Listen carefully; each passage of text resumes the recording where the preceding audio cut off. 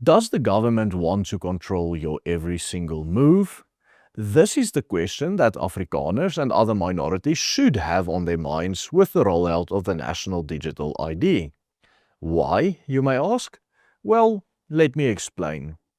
Well, firstly, the newly proposed digital ID credentials doesn't just affect persecuted minorities like the Afrikaner. It has the potential to make it very easy to radically erode the rights of every single citizen of this country. And once you actually understand the real powers these regulations will place in the hands of the ANC-controlled state, you may never look at your ID document the same way again.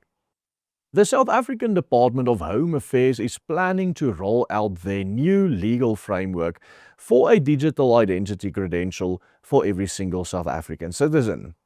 According to this new draft identification regulations gazetted last month, new rules are to be implemented to enable biometric verification of your identity, a comprehensive digital ID platform through which all information can be shared with what the department deems to be accredited institutions, along with the digital renewal process of every person. The deadline for the public to comment on these regulations set out by the Minister of Home Affairs Leon Schreiber is this coming Saturday, the 6th of June. According to his own department, these new regulations would allow secure digital verifications of IDs, birth certificates, marriage certificates and other Home Affairs documents on your smartphone.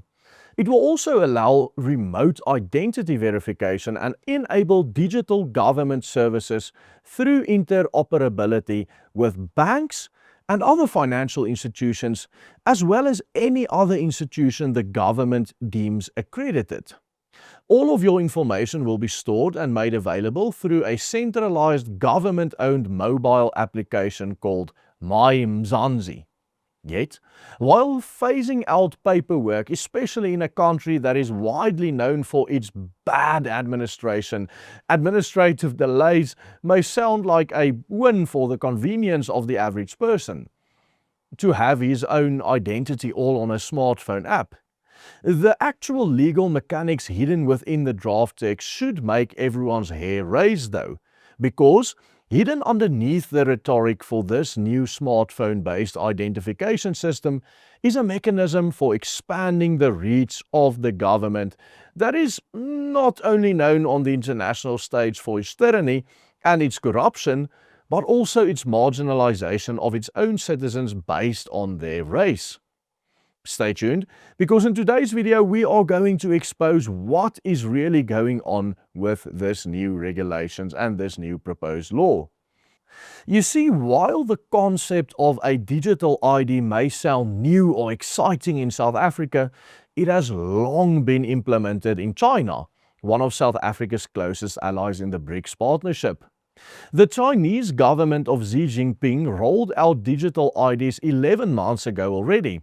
In the process, shifting online verification responsibilities from the private tech firms directly to the state. Yet, even within the first year of implementation, the Chinese government has faced severe criticism from human rights watch groups because of the movement tracking, political surveillance, and even censorship associated with the digital ID system and its rollout in China. But while a digital ID system in the hands of governments with track records of human rights abuses such as the governments of China and South Africa, the idea of a digital ID has received widespread condemnation even in many Western nations that are not known for such human rights abuses. In the UK, for example, critics have highlighted how their proposed digital ID system could be very easily used as a means by which the government can simply cut off a citizen from access to the most basic of services. They point to the fact that the UK's digital ID infrastructure is explicitly designed to determine who may legally work, rent, house, and access certain services from the government. Consequently, because exclusion from employment and housing is one of the system's intended functions, The architecture inherently creates risks of wrongful exclusion when records are inaccurate or when individuals cannot successfully interact with the digital system. Expanding the government's reach to such a massive extent has an immense potential for human rights violations, especially in a country where the question whether you are able to have a job or own a company is based on race within our legal system. The proposed digital IDs in Great Britain are very similar to those which Leon Schreiber is proposing here. But as the UK-based human rights group Liberty recently pointed out, such a centralized database removes very much of the individual's agency in managing their own data and privacy. This information could be used to profile individuals across multiple datasets and would pose particular risks to marginalized communities and, importantly, to children. As Alan Woodward, a professor and cybersecurity expert at the University of Surrey, recently pointed out, centralizing every single person's information on a single government-controlled database creates the perfect conditions for extensive criminal data breaches, which just a couple of months ago hit a chain of children's hospitals and nurseries with photos of infants and children leaked onto the dark web. Now remember, this is the United Kingdom we are talking about right here. Just imagine with the absolute incompetence and rampant corruption in South Africa, how much easier it would be for criminals to access all of this information from the government's own government-controlled database.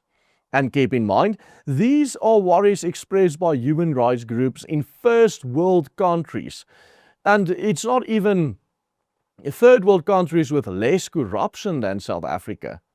Can you imagine the implications if such a system were to be operated by the incompetent and corrupt government such as the current GNU government of South Africa? This would imply that the same people who are bleeding this country's taxpayers dry, the same people known for using the government to loot the pockets of the people of South Africa, and indeed the very same people who unashamedly, unjustly discriminate against minorities and justify genocidal chants like Kill the Boer. These are the very same people who will then be responsible for storing and stewarding all of your information on a centralized database that can very easily be breached.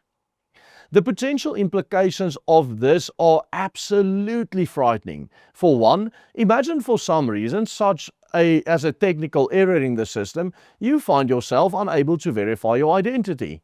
Suddenly, you could sit in a situation where you have no access to government services, water, electricity, or banking services, and on top of all of this, you may have no way to prove who you are to a robot or a system that can only do the digital verification through your digital ID. In a country such as South Africa, one could very well also imagine a scenario where certain transactions or activities or categories of citizens face additional scrutiny. Once a centralized identity infrastructure exists, the temptation to expand its use becomes immense, especially to the ill-disciplined government such as our own.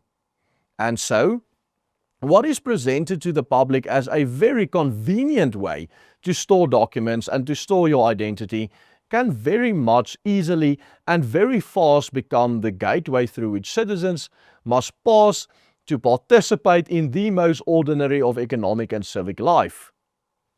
Over the past 3 decades, the ANC government and now the GNU government have been systematically violating and taking away the rights of the citizens of this country. Mineral rights that rightly belong to property owners were effectively transferred to the state custodianship through the Mineral and Petroleum Resources Development Act back in already in 2002. Even the right to access and use your own water on your property has likewise ceased to flow automatically from property ownership and was already in 1998 made subject to government licensing. But By far the worst violation of the rights of the South African citizens came early last year, came so recently when Cyril Ramaphosa signed into law the Expropriation Act, which grants the government the right to confiscate the private property of its citizens while providing zero compensation. Now, this very same evil and corrupt government is moving towards centralizing control over your very identity as citizen of your fatherland. The reason to oppose this new measure by the DA's Leon Schreiber are legion, as I pointed out in this video. The whole reality is that centralizing dynamic biometric registries and cross-identity tracking pipelines creates a potential technical foundation for extreme authoritarianism, authoritarian behavior tracking your very move and what you do and who you are, which can also serve as a centralized, government-sanctioned economic kill switch over your finances and your banking system. And in a country such as South Africa, where we know the government cares very little to nothing about the rights of citizens, the next 3 days most certainly provide an ideal opportunity for all the people in this country to make their voices heard. And we encourage people to do so via email to the address appearing on your screen right now. In a recent video, we highlighted the immense cost that 32 years of ANC governance has had not only on the private sector, but on the global economy as a whole. Check out that full analysis by clicking on this link appearing on your screen right here. And please do consider supporting our work by becoming a paying member of the Willem Petzer Group. Invest in us by simply following the easy steps on the banner below. Goodbye and God bless you.